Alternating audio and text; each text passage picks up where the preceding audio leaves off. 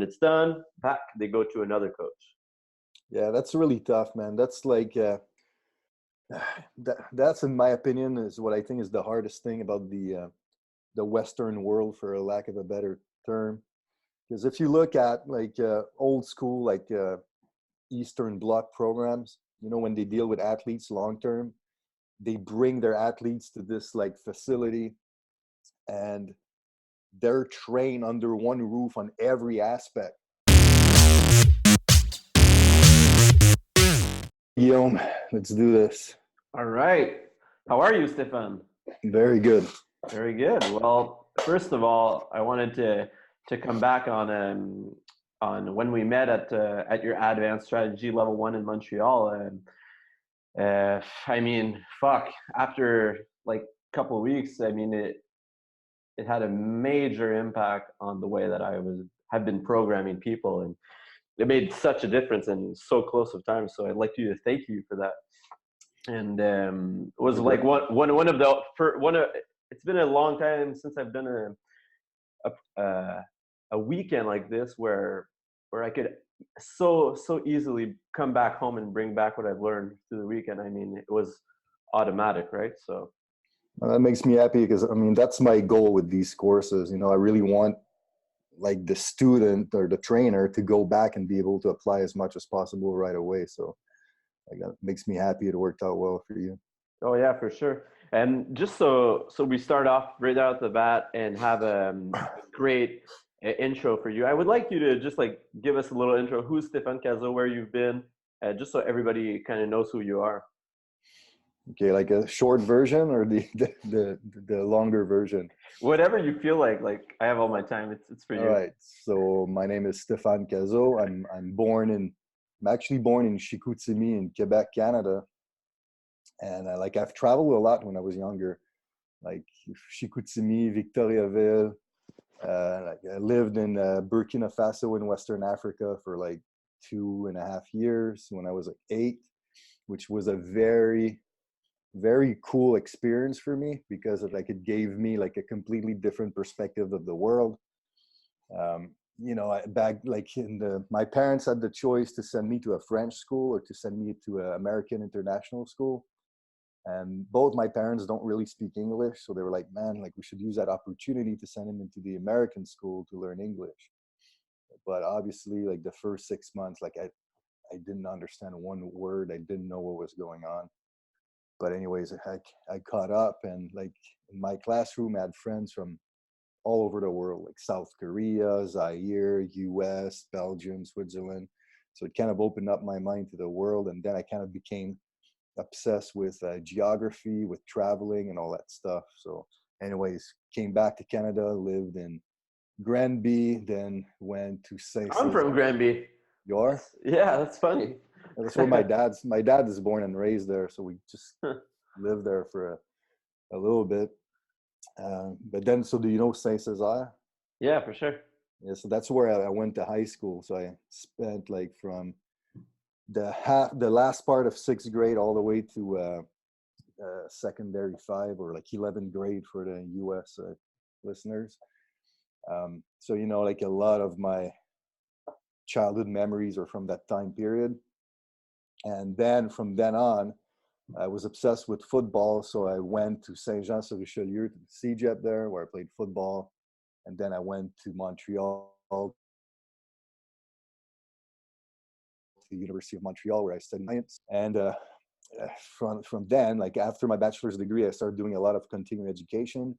But the thing is, I graduated in 2000. I'm 42 now, but in 2000, and man, there was really not a lot of continuing education. Like it was kind of like non-existent. So the first one I did was Eric Serrano. He came to Montreal.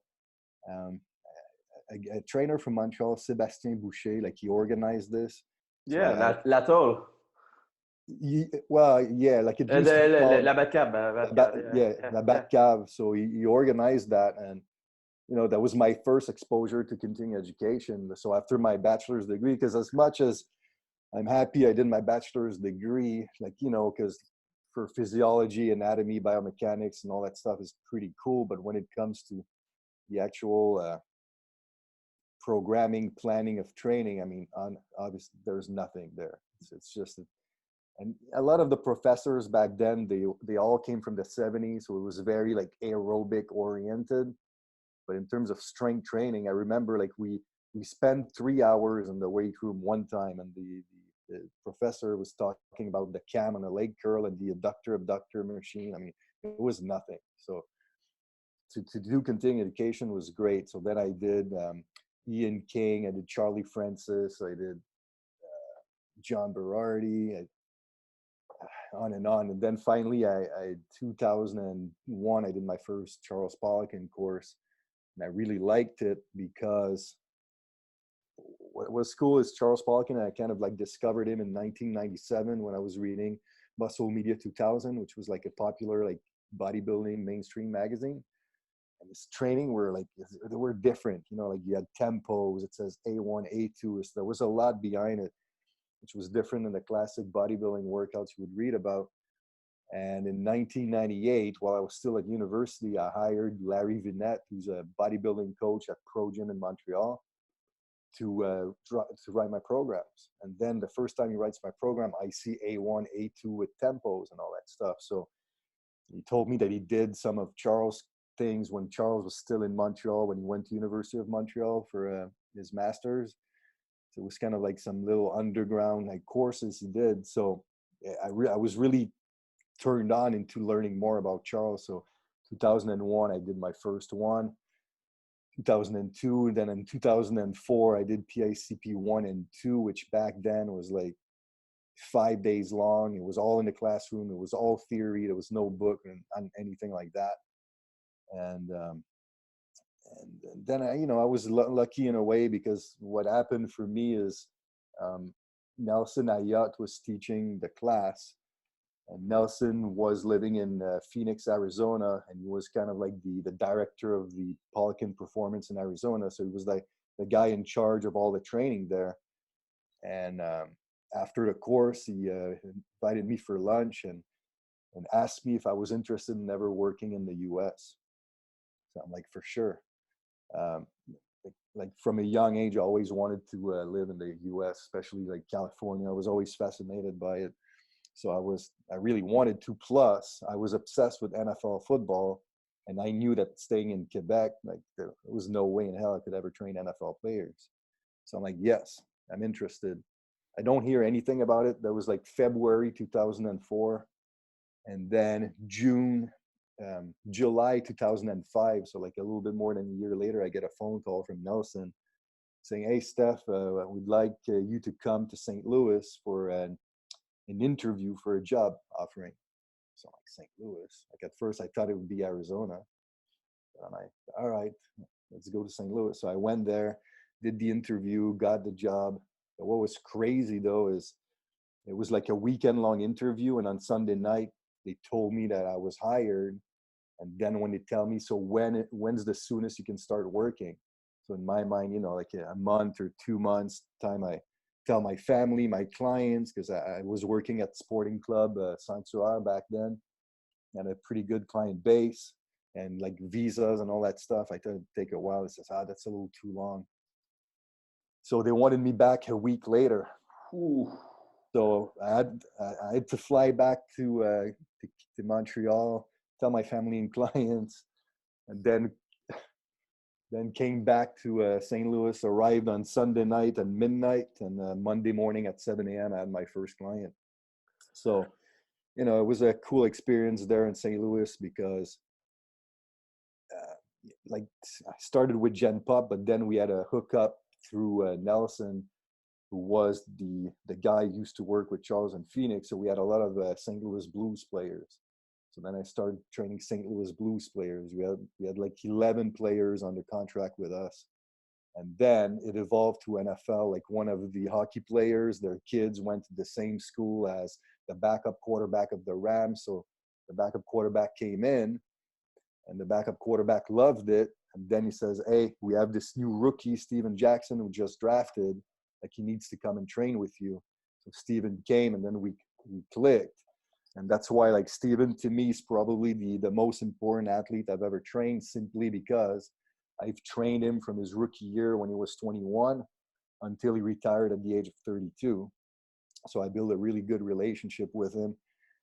You know, he was like a pro ball player and all that kind of stuff. So it was really good for me. And then evolved to baseball, started training Major League Baseball players. 2010, 11, and 12, I was hired as a high performance consultant with the St. Louis Cardinals, which again was a really cool experience because now I got to see all the politics of strength and conditioning in the pro world, you know, like dealing with the head athletic trainers, their strength coach, the orthopedic surgeon, management. So it's a little crazy to that effect, but it was really cool because I was in charge of writing the programs for all the players, all the farm team players, which was very interesting. Like I would go to spring training in February to Florida to like test and evaluate the 76 players that showed up to camp. So really cool stuff. Then 2012, after 7 years in St. Louis, I go to Andre Benoit's wedding in Calgary, and at the Friday night event, while I'm waiting in line for a dessert, Charles comes up to me and he asked me if I'd be interested in working for him. So I told him I'd think about it. I always wanted to work with Charles, just to, you know, to get to know more, to learn as much as I could. So the next morning I told him I'd do it. And September 2012 started in Rhode Island with Polican Group. And 2016, I decided it was time for me to do my own thing. So on January 8, 2016, I resigned from Polican Group and decided to move to Southern California to start Kilo. So now like we're, you know, like it's in January 2017, the gym was open officially.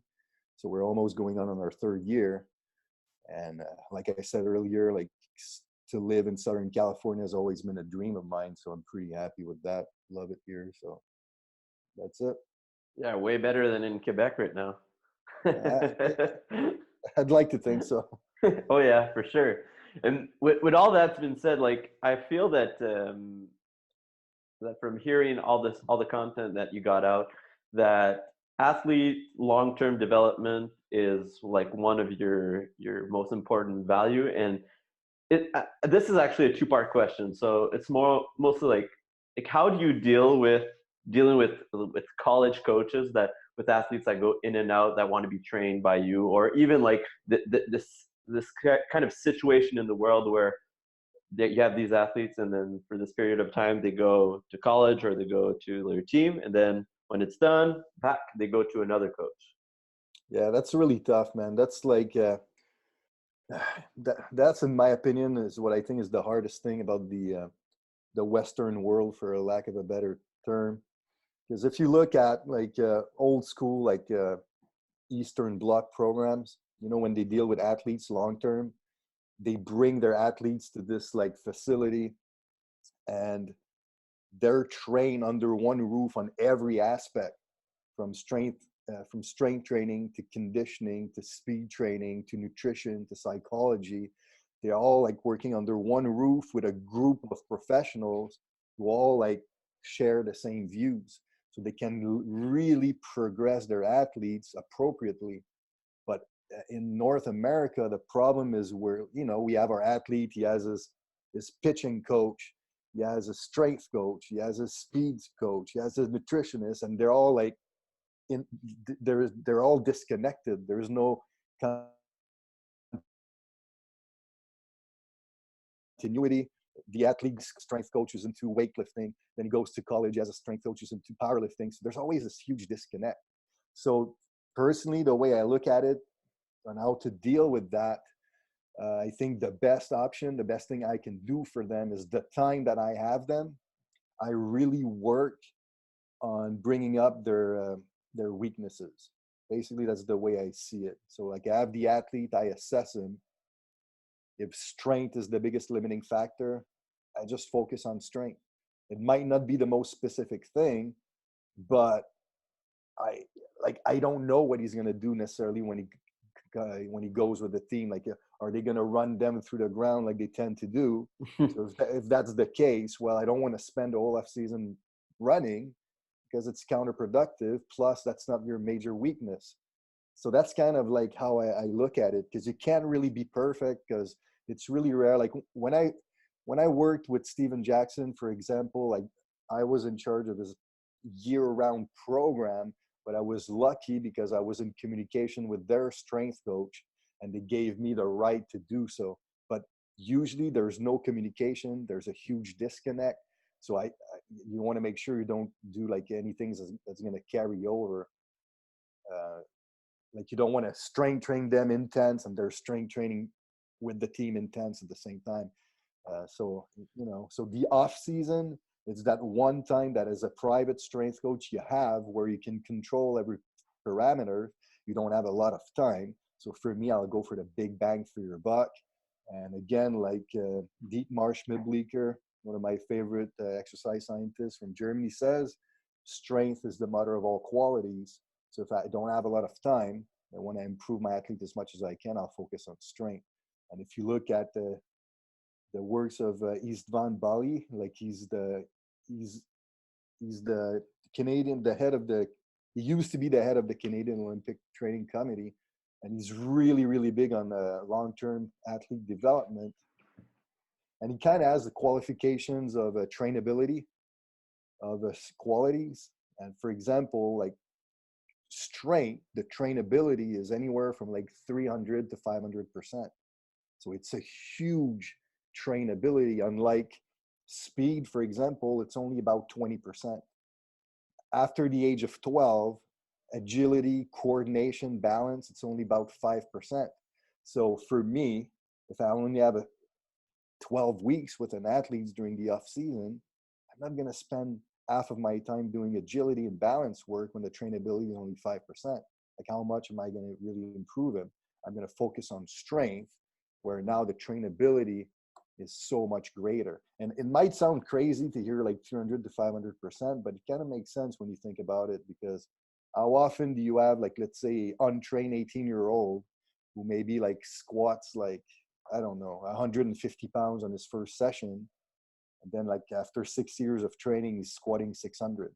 I mean, that's not that unthinkable to think about, but it just shows you the trainability of strength. And I mean, a lot of research shows that the stronger you are, by default, the more power output you can generate up to a certain point. So it's just, that's why I tend to focus on that the most with these athletes. And especially like team sports athlete, aside from maybe American football, a lot of the athletes are not necessarily great in the weight room. They're not necessarily that strong. So do I need to go like super specific plyo and all that kind of stuff with these athletes when they can't even squat 2 times their body weight? Like there's been some research, like I forget his first name, but he did some research and it was clearly showed that power training, like typical power training, is useless until an athlete is able to squat at least twice their body weight. But in team sports, like a hockey player, how often do you see that? Quite often. Not a lot of NHL players can proficiently squat twice their body weight. So, And I bet also like they're like even the fact that they jump to like one team to another, from one type of coach to another, they're never kind of evolving in that progressive overload. They're always like kind of like getting always new to a new system. Yeah, for sure. And on top of it, the hockey season is brutal. It's like 82 games. So the sad reality is by the time January comes, a lot of these guys, they start moving away. They skip their strength training session. So like if they go deep into the playoffs, now we're talking about 6 months of complete detraining of strength quality. So when they get back to training at the end of June or July, it's almost like starting over again. So it's tough. But it's cool that story that you just told me about, like having this communication with the strength coach from the other facility, because most like of these coaches are known to be stubborn and not like kind of want to do their thing and not hear from anybody else, right? So that's awesome, man, to hear. At least there's one. I bet there's a ton more. Yeah. But again, it's very political at the same time. And to be fair, you was put in a situation where you had no choice Yeah. but to And communicate with do you me. think it's for the synergy of the team that they want everybody to train together? I think, in my opinion, that there must be a way that everybody has their individualized plan and still train together. Yeah, well,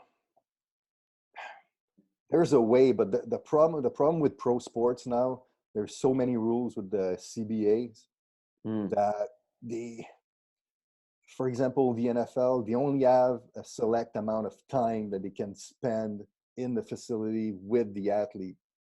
So as much as I once did a conference, attended a conference by the New England Patriots strength coaching team, and they're great in the sense that they're all about team building and team unity. So they bring players together, they train them hard together. Listen, that maybe the training was not the greatest thing in the world, but the idea of using the training to forge character, to build mental toughness with the athletes was really good. So in a way, I think it's important for the athlete, especially if you're a newcomer on a team, to go and be part of your team's strength system. But the problem is they don't have a lot of time with them.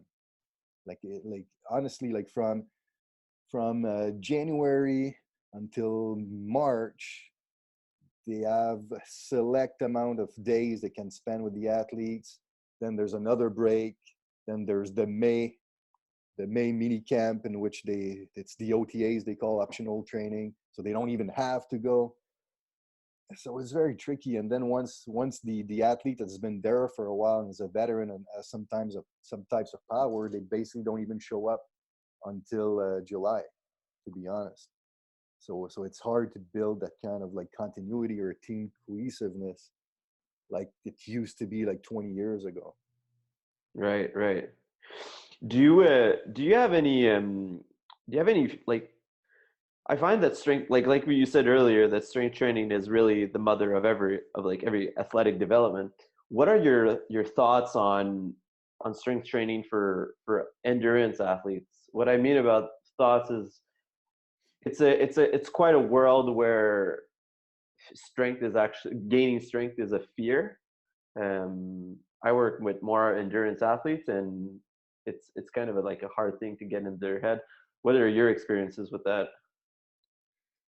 I mean, endurance sports, it's tough because to be fair, strength is not necessarily the most important quality for them. Um, and there's an inverse relationship between strength and endurance. So the way I deal with strength training with them is more on a structural balance component. You know, like if you're a marathon runner, for example, the knee joint is going to get a beating, the lower back is going to get a beating, the upper back will tend to get weaker as the pectorals and the anterior part of the body will tend to get tighter.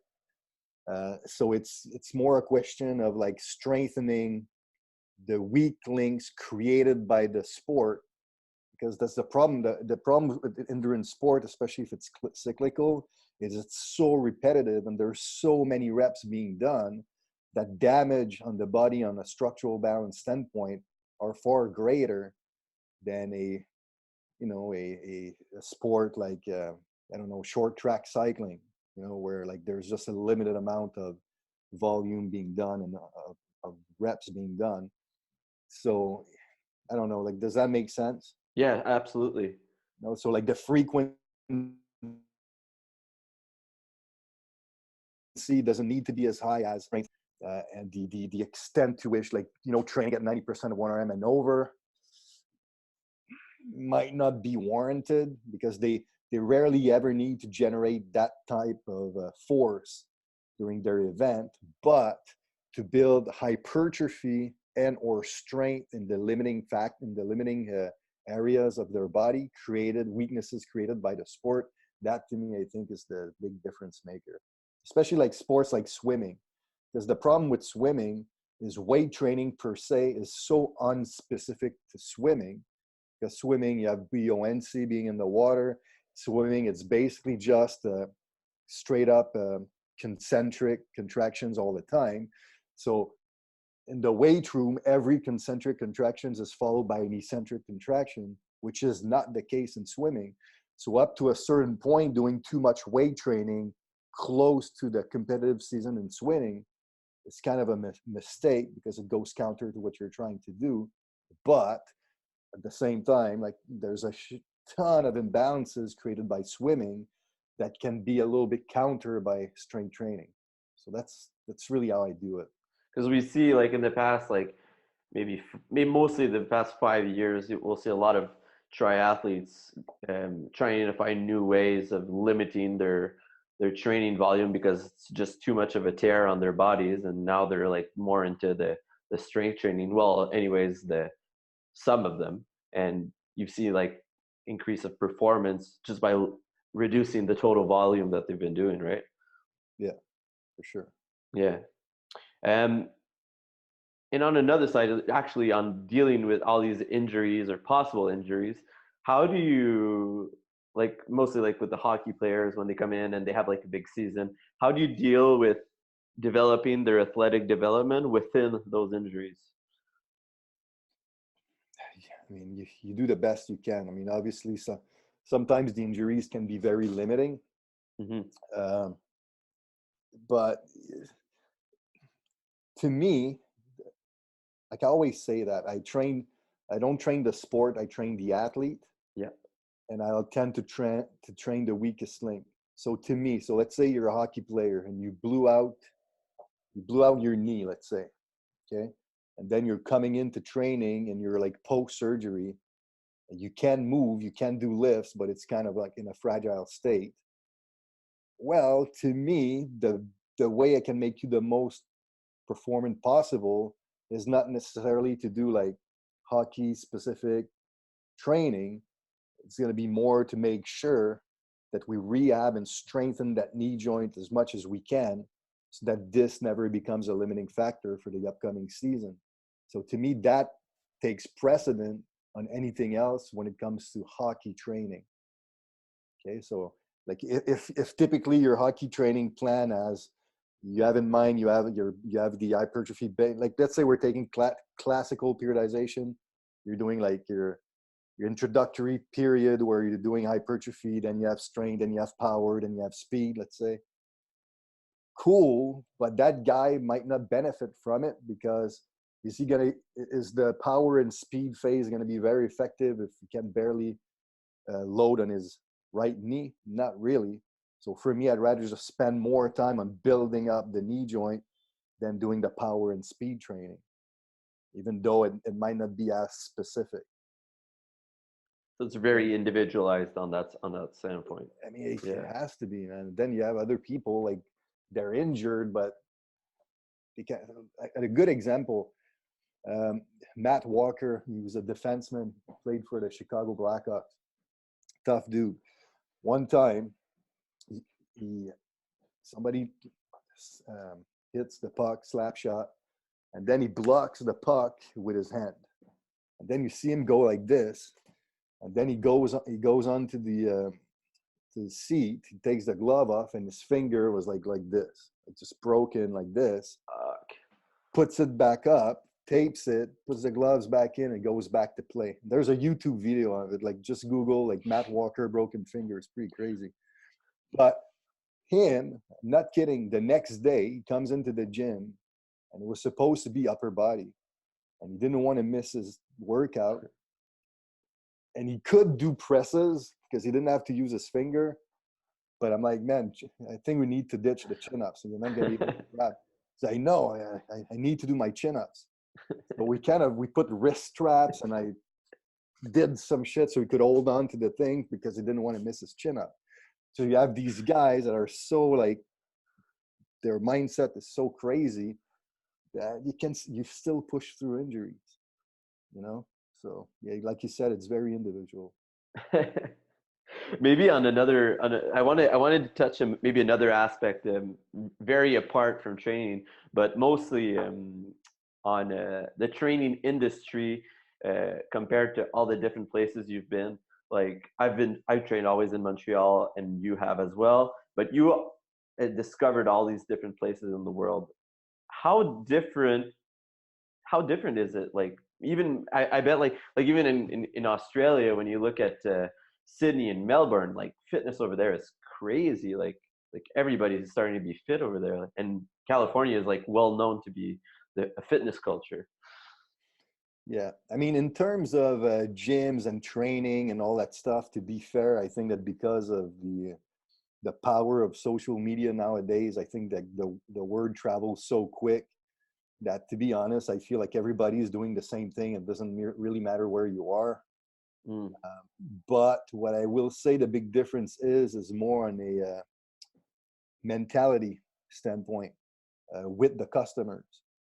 For example, and granted, I haven't lived in Quebec since 2005, so my knowledge of the fitness industry in Quebec might be a little bit limited. But what I've noticed when I used to be a trainer at Saint-Hubert is the average Quebecer client spending for training, that was a reach. Like it's like, really, you want me to? How much do you want me to pay just for training? It's like I'll just go walk up the mountain. I don't need to pay for training. Like even my parents, right? I've been in the industry forever. Whenever my parents hear about how much I charge for training sessions, they were like, "That's crazy. I would never pay that much for training." So it's just Yeah. something they don't really have. Like why? I don't know. Maybe it's because of like the healthcare and like they're not used to pay for anything when it comes to health. Unlike in the US, the big difference is they're a bit more proactive and they're more willing to pay to avoid having issues because they know that healthcare can be an expensive Mm. thing. So, like you're gonna have, man, like, like you're gonna have people like paying hundreds and hundreds of dollars a week, no problem, just to train.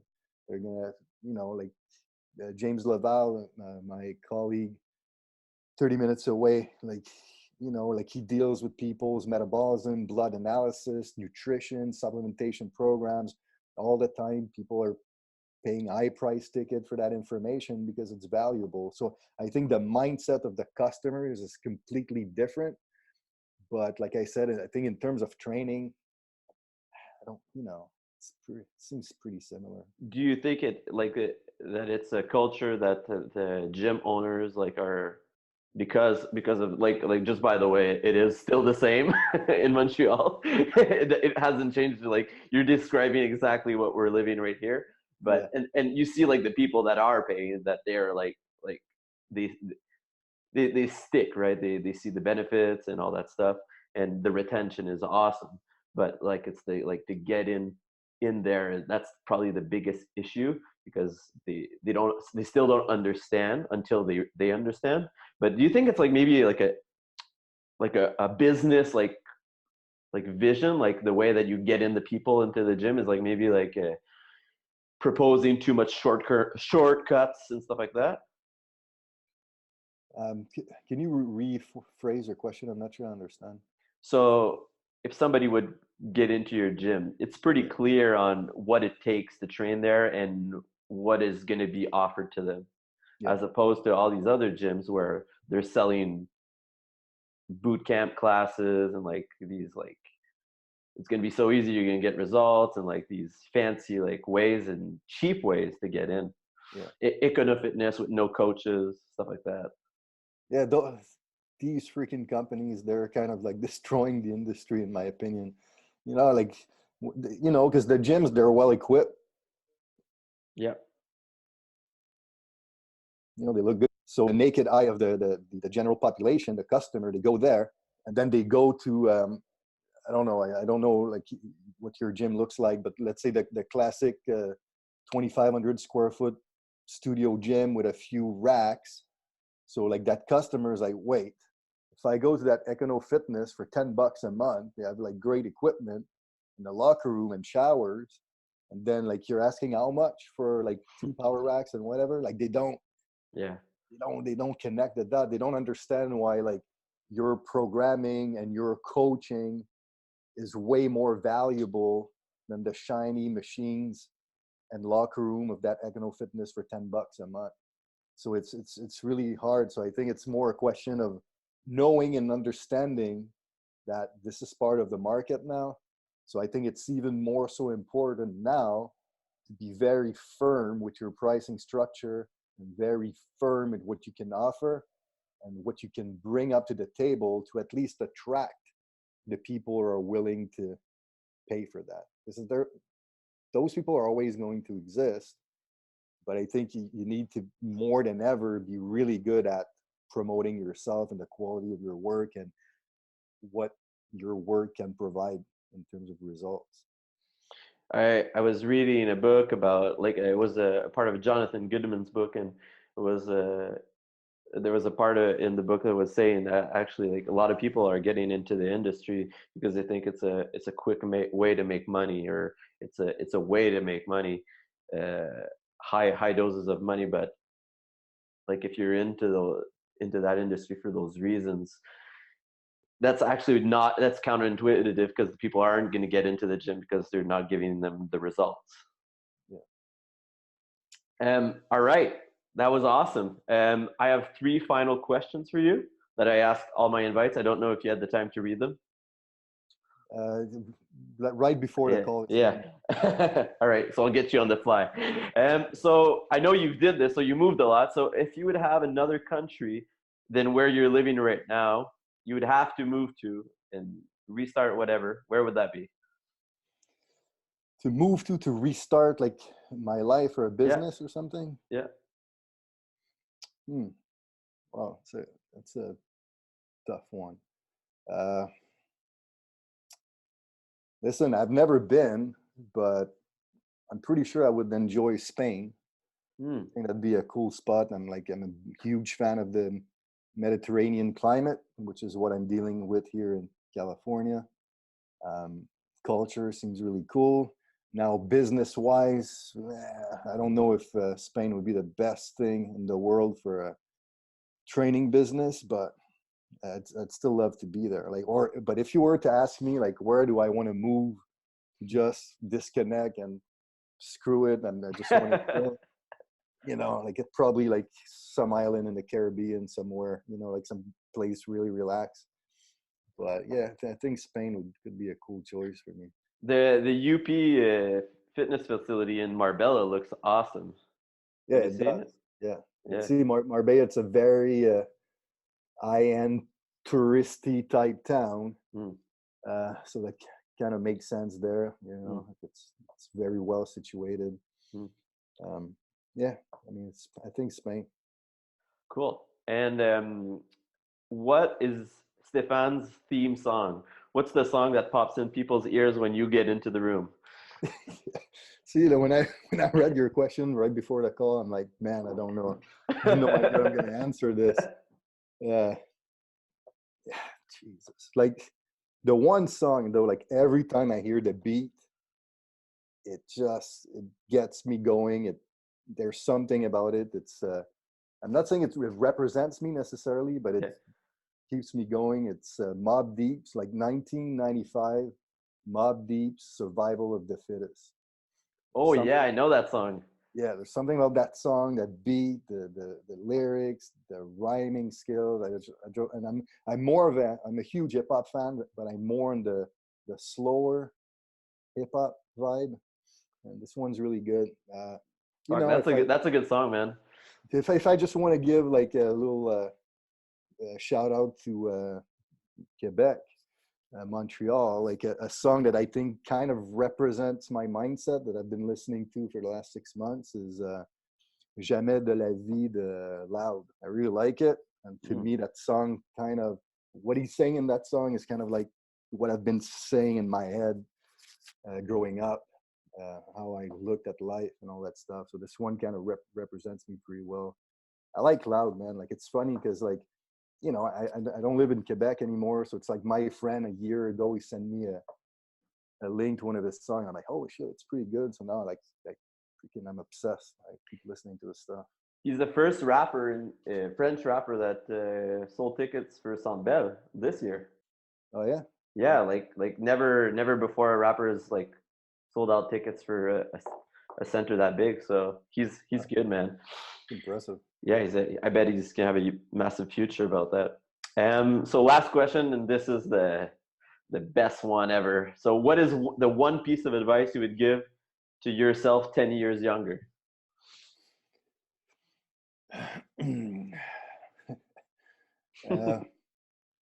One piece of advice, like just be patient, keep working hard.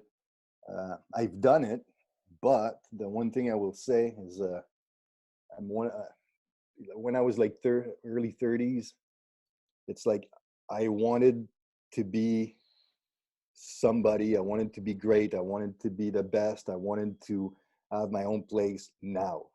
I wanted it then and now, and I did not. It was one of those things that like it preoccupied my mind a little too much, where I feel that if I would have chilled out and maybe be more patient, I probably could have accomplished more quicker and get to my end results sooner, because I was so hyper focused that sometimes that focus detract me of the present times, and really working on my day to day to perfect my stuff even more. I mean, it sounds weird for me to say that, but like that's really what I feel I should have done and improved. I was just way too caught up in the future instead of enjoying the present and living in the now. Would you have listened to that advice, you think, at that time? Fuck, probably not, because I tend to be stubborn, but I wish I would. Yeah. Cool. Yeah, I mean, it's tough, like when you're driven, because the thing with me, like every move I've made is for my career, like you're moving, you're leaving your friends and family behind. And so invariably, like the career becomes your main focus. But sometimes when you're so focused on that all the time, you kind of like, you become anxious and like stressed out and overworked, and you don't really understand why. And I get kind of like in my early 30s, affected me a little bit, affected my training and everything as well. Cool, man. Well, thank you very much for having you on the podcast. It was awesome. Thank you. That was cool. It was kind of cool too. It's my 8th or 9th podcast or whatever, but this one had some type of a different twist to it, so that was kind of fun. Yeah, for sure. Ben, merci. Hey,